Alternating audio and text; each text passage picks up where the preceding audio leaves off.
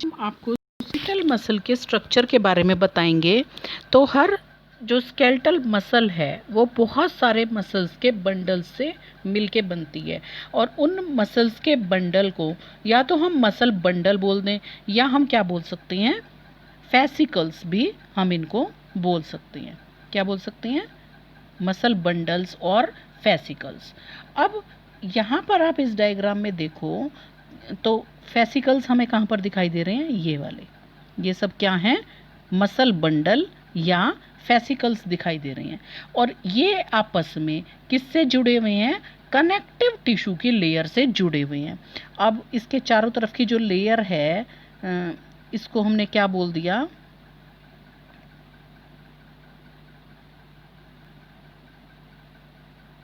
इस connective tissue की layer को हमने क्या बोला? फैसिया। अब देखो, इसको बना के दिखाते हैं हम कि एक कनेक्टिव टिश्यू जो है मसल का बंडल ये है, ठीक है। तो इसके चारों तरफ की ये जो लेयर है कनेक्टिव टिश्यू की, इसको हमने क्या बोला? फैसिया।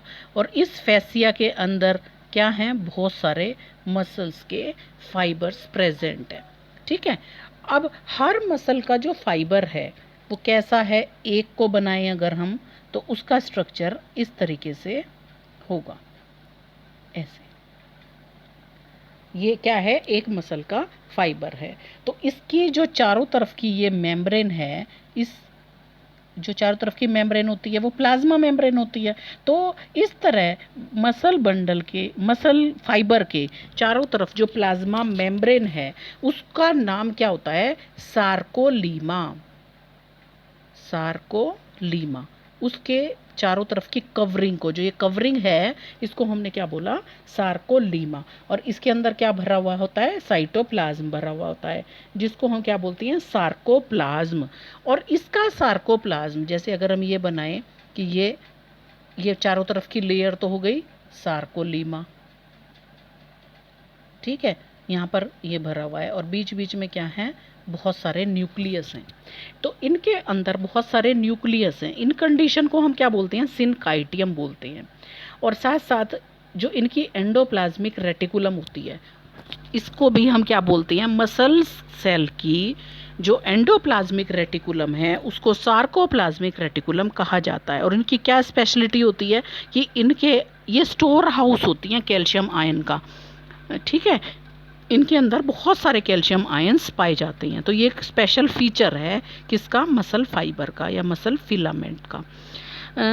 अब ये जो मसल फाइबर है, मसल फाइबर के अंदर क्या होगा कि बहुत सारे फिलामेंट्स, यहाँ पर आप देखो, इसमें इस मसल फाइबर के अंदर हमें क्या दिखाई दे रखे हैं?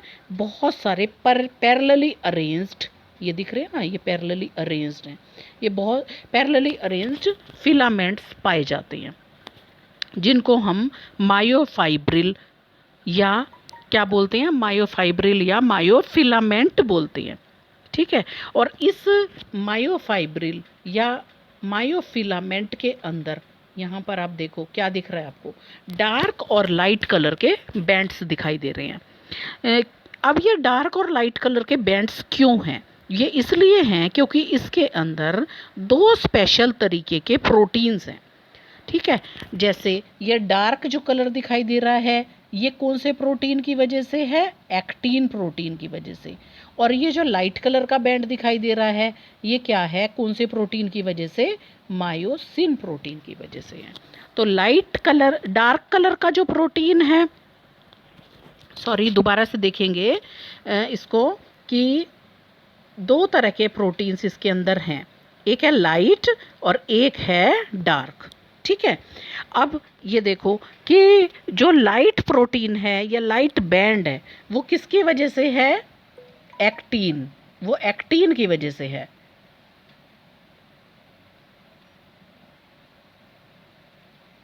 एक मिनट, वो किसकी वजह से है? एक्टिन की वजह से है। जैसे ये वाला जो अपीयरेंस दिखाई दे रहा है, ये किसकी वजह से दिखाई दे रहा है? एक्टिन की वजह से। और ये जो डार्क कलर दिखाई दे रहा है, ये कौन से प्रोटीन की वजह से दिखाई दे रहा है? मायोसिन की वजह से, ठीक है। तो लाइट कलर का प्रोटीन एक्टिन और डार्क कलर का प्रोटीन मायोसिन। ठीक है, समझ गए आप।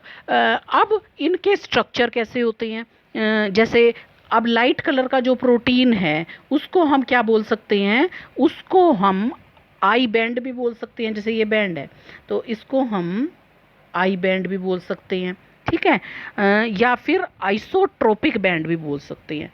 ठीक है, जबकि जो ये डार्क कलर का है इसको क्या बोल दिया, इसको तो आई बोल दिया, और ये जो डार्क कलर का है इसको हम ए बैंड या एन आइसोट्रोपिक बैंड भी बोल सकते हैं। तो ये कैसे अरेंज्ड है, अगर आप यहाँ पे इस डायग्राम में देख रहे हो तो ये किस तरीके से अरेंज्ड है, पैरेलली अरेंज्ड ये हमें दिखाई दे रहे हैं रॉड जैसे स्ट्रक्चर।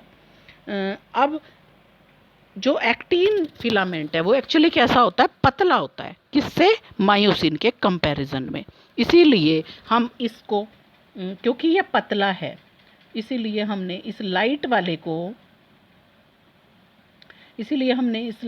को क्या बोल दिया, इस लाइट वाले को हम थिन भी बोल सकते हैं। क्यों, क्योंकि ये पतला है।